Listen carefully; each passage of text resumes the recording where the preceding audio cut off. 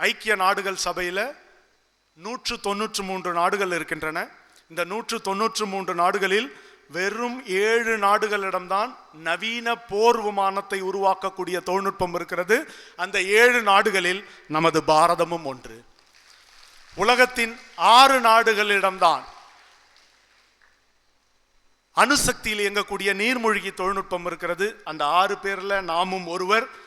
உலகத்தின் 5 நாடுகளிடம்தான் நவீன ballistic missile defence என்கிற ஏவுகணை தொழில்நுட்பம் இருக்கிறது. 5 பேர்ல நமது பாரதமும் ஒன்று.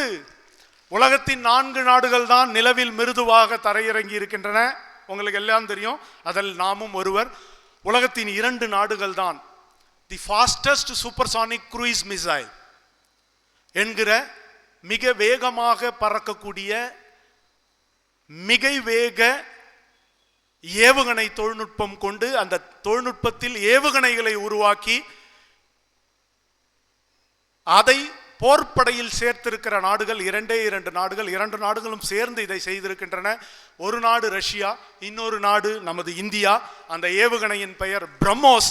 இப்படிப்பட்ட சிறப்புகள் இருக்கக்கூடிய அந்த தேசத்தின் இளைஞர்கள் யுவதிகளாகிய நீங்கள் உங்களுடைய யோசனைகளை விட்டுவிடாமல் தொடர்ந்து செயலாற்றி களமாடி பல்வேறு தளங்களில் உங்களுடைய படைப்பு